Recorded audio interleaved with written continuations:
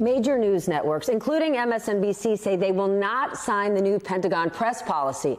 The policy would, among other things, revoke press passes if a reporter publishes information the Pentagon has not authorized for release, even if it's unclassified. All this comes as the way we consume the news is more diverse than ever. It is not just newspapers and cable, but more and more Americans get their news through social media, radio, and podcasts. Joining me now for a keynote conversation is Bob Pittman, Chairman and CEO of iHeartMedia. Bob, iHeart is obviously one of the biggest audio companies on the planet, so I need you to weigh in first on this Pentagon news. As a media executive, what do you think about these news agencies sort of banding together and saying, no, the news is not just going to be your press releases? I am so glad I'm not a news executive and have to make those decisions. Look, I think everybody's will handle it the way they think they should. And it sounds like that's exactly what's happening. But even if you're not a news executive, trust in the media is challenging right now. Why do you think that is, and how do we create more trust? Well, look, I think at the end of the day, you're 100% right. What this is all about is trust. We've got a study coming out tomorrow, which is a third of our series of these consumer studies, and it's called The Human Consumer. What does the consumer think of AI? What do they think of social? It's interesting. The majority of people say they get their news from social, and the majority of people say they don't trust it. When you look at radio versus social, there's about 3 times the amount of trust with radio. Why? Because radio is real humans. There is no internet. You can't hack it. Is that the antidote to sort of the loneliness crisis, right? Social media, we see the person, but on that radio, some radio shows are call-in, but you feel connected to that person. Absolutely. And what's interesting is on the study we're doing on AI, 70% of people say they're using AI today. It's a big number.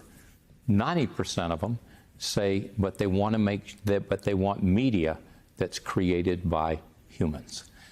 So we are not looking for AI. And by the way, I'm pretty sophisticated. I don't believe anything now. When something pops up on social and somebody says, look at this, I go, I have no idea if that's real or that was created by AI. The good news about the radio is it's guaranteed human.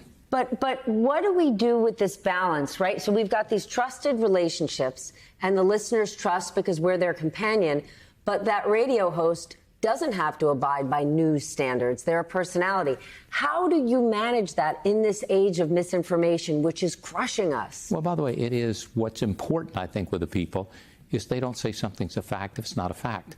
But they can say it's their opinion, and they're welcome to their opinion. And, oh, by the way, your friend probably have... But do the audiences know that? Oh, yeah. I mean, of course they do. I mean, that's who they are. That's what we do with people. And most of what we're doing is we're talking about who did you have a date with? Did you pick your kid up at school?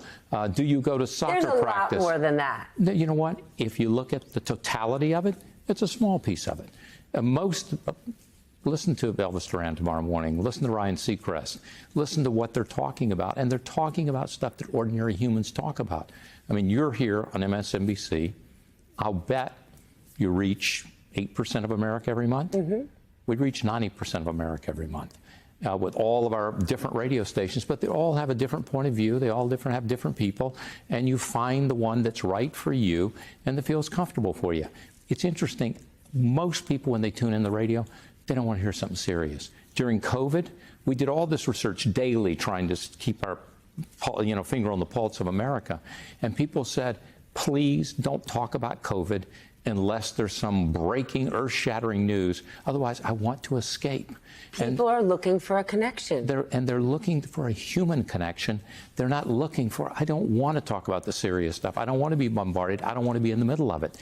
We did, in this new study we're unveiling tomorrow, we looked at all these major events of the last 5 years. Almost every one of them, nothing exceeds 55-45. Everything is 55-45. The only thing that is different is 78% of people say they think there's something in those Epstein files. That's the only thing that seems to be unifying.